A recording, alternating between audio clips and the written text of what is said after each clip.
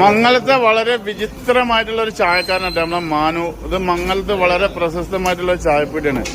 പ്രത്യേകത എന്താന്ന് വെച്ച് കഴിഞ്ഞാല് മംഗലത്ത് മൊത്തം ജനങ്ങളുടെ പിന്നെ ഓരോ ആൾക്കാർക്ക് ഇന്ന ആൾക്ക് മധുരം കുറവ്, ഒരാൾക്ക് മധുരം വേണ്ട, മറ്റാൾക്ക് കടുപ്പം വേണം, മധുരം കൂടുതൽ, അതൊക്കെ മെമ്മറിയിൽ കിടക്കണം. ആയിരക്കണക്കിന് ആൾക്കാർ, ആരും ഒന്നും പറയണ്ട. രാവിലെ വന്നു കഴിഞ്ഞാൽ പിന്നെ നമ്മളെ മാനു ചായ ഇട്ട് തരും, ഒന്നും പറയണ്ട.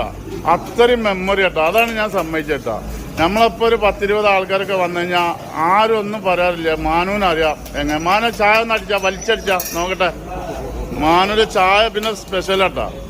മാനുവിന്റെ ചായ കണ്ടില്ല, അതാണ് സൂപ്പർ സൂപ്പർ. പിന്നെ കൂടെ നമ്മളെ മമ്മൂട്ടിയാക്കന്റെ ഇത് ഇവിടുത്തെ പ്രത്യേകത എന്താ പറയുക, പൊറാട്ടന്റെ പല കടകളിലും അന്യദേശ തൊഴിലാളികൾ വന്നിട്ടാണ് പൊറാട്ട ഉണ്ടാക്കുന്നത്. നല്ല വൃത്തി, നല്ല രുചിക്കനുസരിച്ചുള്ള പൊറാട്ട വേണമെങ്കിൽ ഇവിടെ തന്നെ വരണം കേട്ടോ.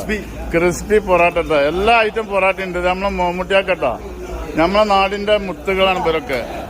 ഇവരെ പൊറാട്ടയും ചായ എന്ന് പറഞ്ഞാൽ അത് വേറെ ലെവലാണ് അല്ലേ.